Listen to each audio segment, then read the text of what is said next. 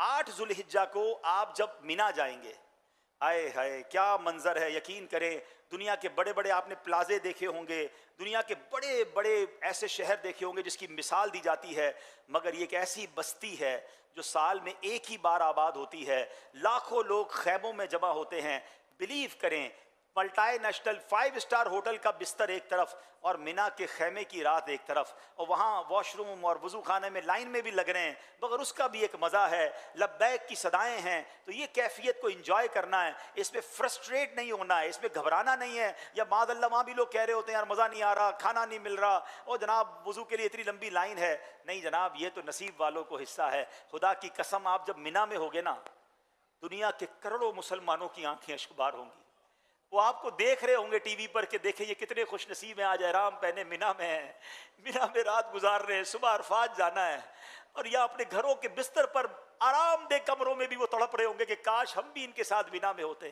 تو اے مینا میں رہنے والوں، تم شکوہ نہ کرنا، تم لڑائی نہ کرنا. ہاں یہ پرابلم ہے، جیسے ہی مینا میں جاتے تو خیموں میں لڑائیاں شروع ہو جاتی ہیں کہ حضرت ہمارا یہ بستر تھا تو یہ میری جگہ تھی. کسی سے نہیں لڑنا ہے. میں لڑنے گیا ہی نہیں ہوں، میں تو معافی مانگنے گیا ہوں، میں تو مغفرت لینے گیا ہوں.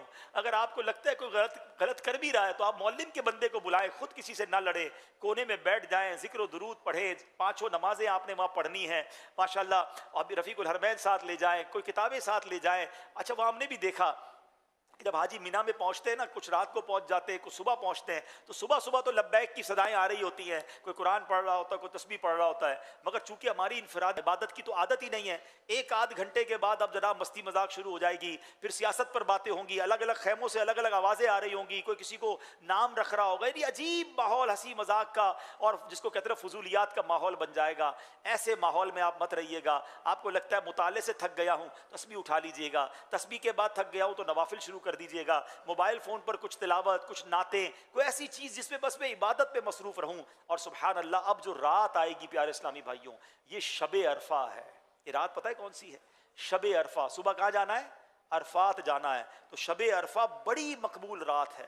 ہو سکے تو اول وقت میں عشاء پڑھ کے کچھ عبادت کر کے سو جائیں، پھر اگر موبائل میں الارم رکھیں تہجد کے لیے اٹھیں اور تہجد پڑھ کے پھر کسی کونے میں جا نماز بچھا کر خوب دعائیں کریں. بعض اوقات معلم کی طرف سے اعلان ہوتا ہے کہ بسیں عرفات کو جا رہی ہیں.